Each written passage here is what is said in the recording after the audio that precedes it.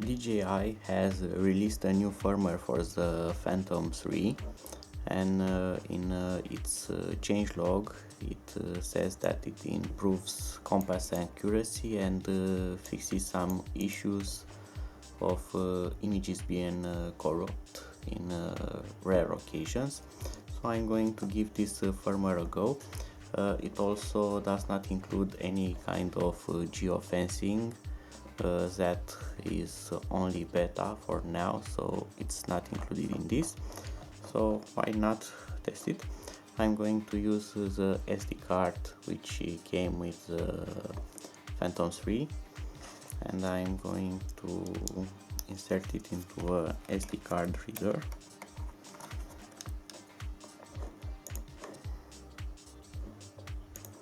I'm going to format the SD card.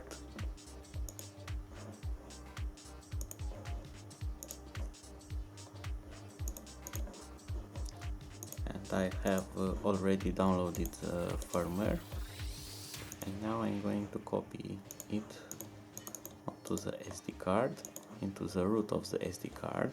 It's very important not to create any kind of folders here, otherwise the update will fail.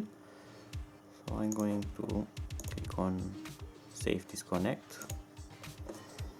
Okay, and now I'm going to move on to the quad. I'm going to insert the SD card into the gimbal, put on the battery, and power on the quad.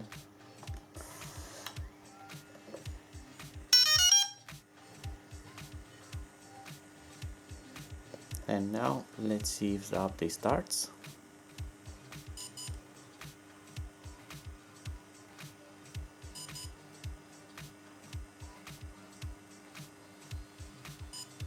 And there it goes. This is the sound of update in progress, and you can check this with the gimbal LED. If it's flashing green red, it means that it's okay and it's updating, and this can take from 5 minutes to half an hour, and you can see the sound changes, but the light is still blinking, so you need to leave it in touch until this turns solid green. I'm going to show you this later when it's done. This is a sound of success, and you can confirm that with the solid green light here. So the update was successful. I'm going to turn off the battery. I'm going to take out the SD card, and I'm going to insert it into the SD card reader, so we can check the log on the SD card. Here it is. It's a file, it's a text file, and let's see here, result success, you can see, and you have also a date here, the log, so you can check each operation. It's kind of a history for each module or previous installments of other firmwares, but the latest entry, you can see the firmware number here, and the process was started with upgrading and the result was successful. You can also, if you have hidden files shown, you have this MISC file which is created, then you have here a log, and this is a more advanced log where you can check a lot of details about the update like this, and you can also confirm here that the upgrade was finished successfully. So the update went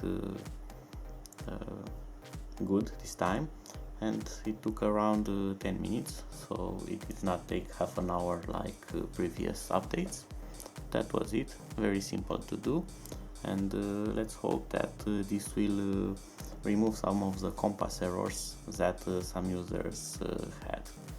With the occasion of the firmware update for the aircraft, there is also an update for the remote, and let's see if we can do this by USB connection. Update required here, so I'm going to select download firmware.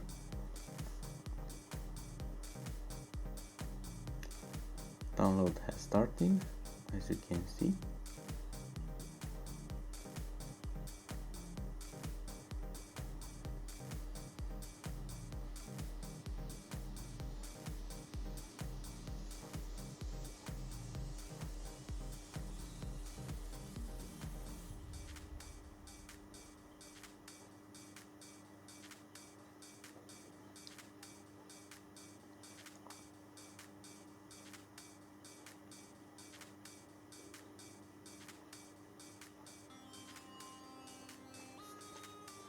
Now I'm going to click start upgrade.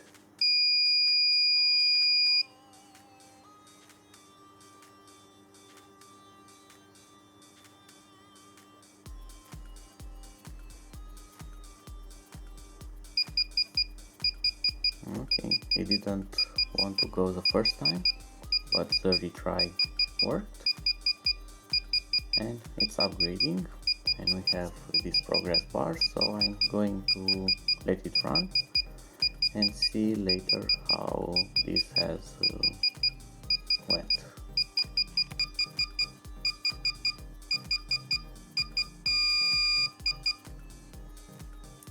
So the update is finally finished. It took about 15 minutes, and you can now delete the old firmware package if you want to. I have deleted it, so now it's updated.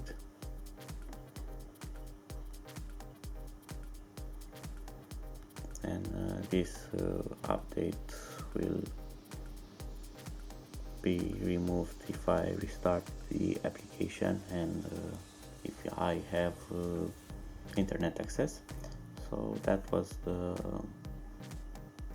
transmitter update, which was done by USB cable and Go application.